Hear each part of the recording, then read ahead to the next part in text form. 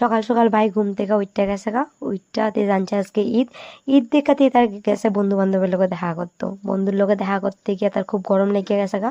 তার লেগাতে cold drinks লয়ে অটোর মধ্যে বয়া কোল্ড ড্রিঙ্কস খাইয়া শরীরটা ঠান্ডা কইরা বাড়ি গেছে গা বন্ধুরা লোকে দেখা করতো।